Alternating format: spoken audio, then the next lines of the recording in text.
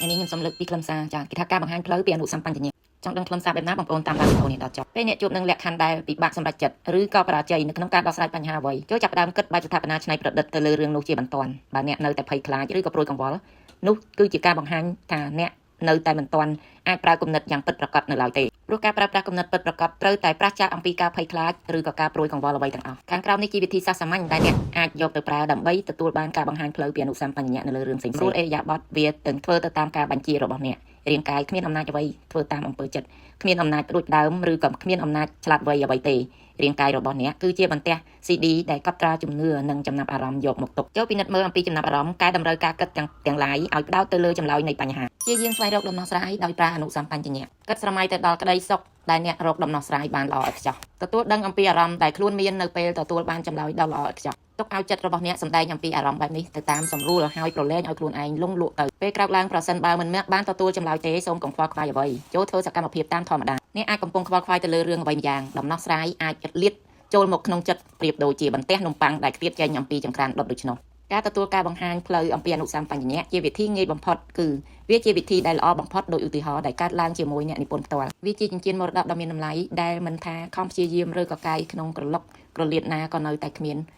នតម្រុយអ្វីបន្តិចសោះទោះដល់ពេលអ្នកនិពន្ធនិយាយជាមួយអនុសម្បញ្ញៈក្នុងទំនងដូចគ្នានឹងអ្វីដែលអ្នកនិពន្ធនិយាយជាមួយអ្នកដទៃមុនពេលចូលដំណេកអ្នកនិពន្ធនិយាយថាលោកដឹងរឿងគ្រប់សពបែបយ៉ាងដូច្នេះលោកមុខជានឹងដឹងថាចិញ្ចៀននៅទីណាសូមបង្ហាញផ្លូវឲ្យយើងឃើញផងព្រឹកឡើងពេលអ្នកនិពន្ធភ្ញាក់ឡើងក៏ឮសំដីនិយាយខ្ទរនៅនឹងត្រជាក់ថាសួររូបឺតទៅអ្នកនិពន្ធនឹកឆ្ងល់ក្នុងចិត្តពេលប្រាប់ហើយក៏សួរក្មេងប្រុសអាយុ9ឆ្នាំនោះតែទោះបីជាយ៉ាងណាក៏អ្នកនិពន្ធព្រមតាមសំឡេងពីក្នុងសភាវគតិលុះពេលសួររូបឺតក៏ឆ្លើយថាអូមែនហើយខ្ញុំរើសបាននៅនឹងវាស្មៅពេលកំពុងលេងជាមួយមិត្តភ័ក្តិឥឡូវខ្ញុំទុកវានៅក្នុងបន្ទប់ខ្ញុំដោយគិតថាគ្មានតម្លៃទៅខ្ញុំមិនបានសួររកម្ចាស់ដូច្នេះបើអ្នកជឿជាក់នៅលើវាអនុសម្បញ្ញៈនឹងអាចឆ្លើយសំណួរបានជានិច្ចអនុសម្បញ្ញៈប្រាប់អំពីកន្លែងលាក់បណ្ដាំមរតកយុវជនម្នាក់ដែលធ្លាប់ចូលមកស្ដាប់ការធ្វើបទបង្ហាញរបស់អ្នកនិពន្ធបានលើកពីបទពិសោធន៍ឲ្យស្ដាប់ថាឪពុករបស់គេស្លាប់ភ្លាមដោយមិនបានធ្វើលិខិតបណ្ដាំមរតកទុកទេតែទោះបីយ៉ាងណាមីងដែលត្រូវជាប្អូនស្រីរបស់គាត់បានប្រាប់ថាឪពុករបស់គេបានប្រាប់អំពីអាចកំបាំងតាក់ទងទៅនឹងការធ្វើបណ្ដាំមរតកមួយច្បាប់ដែលមានយុត្តិធម៌ចំពោះមនុស្សគ្រប់គ្នាតែការព្យាយាមរុករកកន្លែងលាក់លិខិតមួយនោះទទួលបរាជ័យដោយគ្មានផ្លូវថានឹងក្រកឃើញគាត់តែសោះក្នុងកំឡុងពេលដែលចិត្តស្ថិតនៅក្នុងសភាពបណ្ដែតដងមុនចូលដំណេកគេក៏បាននិយាយជាមួយនឹងចិត្តរបស់ខ្លួនដូចនេះថាពេលនេះខ្ញុំបានប្រកល់បំណងប្រាថ្នាឲ្យអនុសម្បញ្ញៈដែលដឹងច្បាស់ថាលិខិតនោះនៅទីណាសូមជួយប្រាប់ខ្ញុំផងចុះបន្ទាប់មកក៏បង្រួមបំណងប្រាថ្នាចូលទៅក្នុងពាក្យតែមួយគឺចម្លើយហើយទន្ទិញសាចុះសារឡើងប្រៀបដូចជាបំចំរៀងបំពេរហូតដល់កេងលក់នៅជាមួយនឹងពាក្យនោះព្រឹកស្អែកយុវជននោះក៏ធ្វើដំណើរទៅកាន់ធនាគារមួយនៅឡូអែនជីលេសក្រោមឥទ្ធិពលនៃប្រផ្នូលដ៏ខ្លាំងមួយពេលបើកចេញមកគេក៏ឃើញលិខិតបណ្ដាំមរតកដែលខ្លួនកំពុងតែស្វែងរកគំនិតដែលកើតឡើងខណៈពេលកំពុងដេកនោះអាចដាស់អំណាចដែលបង្កប់ពីខាងក្នុងបានឧបមាថាអ្នកកំពុងរវល់មមាញឹកនៅនឹងការលក់ផ្ទះទិញហ៊ុនធំណាមួយបំបែកខ្លួនចេញអំពីដៃគូហ៊ុនផ្លាស់ទីលំនៅឬក៏លុកចោលកិច្ចសន្យាផ្សេងបើអ្នកស្មុគស្មាញមិនដឹងសម្រាប់ចិត្តដូចម្ដេចចូលអង្គុយលើកៅអីបណ្ដោយទៅតាមសម្រួលតាំងចិត្តមិនខ្វល់ខ្វាយហើយត្រូវចងចាំថានោះគឺជាច្បាប់ចក្រវាឡស្ដីអំពីប្រតិកិរិយាឆ្លើយតបទង្វើជាគំនិតរបស់អ្នកប្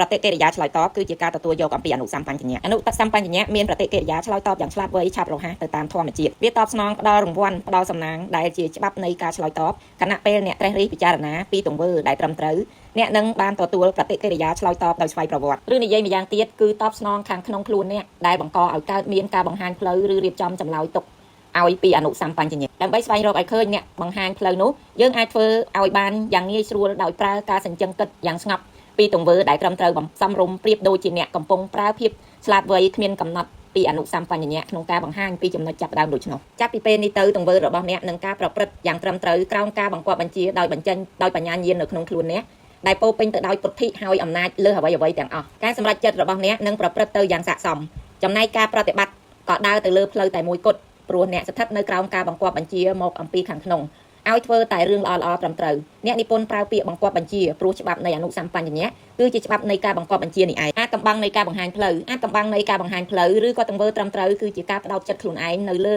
ើចម្លើយដែលត្រឹមត្រូវស័ក្តិសមរហូតដល់ឃើញថាវាមានការឆ្លើយតបមកលើរូបអ្នកការឆ្លើយតបនោះគឺជាអារម្មណ៍មួយប្រភេទជាការត្រាស់ដឹងខាងក្នុងនិងជាប្រផ្នូលអ្នកបានប្រើអំណាចដែលបង្កប់នៅក្នុងខ្លួនដើម្បីបង្ហាញផ្លូវអំពីចំណុចចាប់ផ្ដើមនៃរឿងផ្សេងៗដែលគ្មានថ្ងៃភ្លៀងធ្លាត់សូម្បីតែមួយជំហានខណៈពេលអនុវត្តទៅតាមការបង្គាប់បញ្ជារបស់បញ្ញាញាណខាងក្នុងអ្នកនឹងជាផ្លូវមួយខ្សែគឺជាទីសុខមនោរម្យដែលពោពេញទៅដោយអារម្មណ៍ស្ងប់សុខជានិច្ច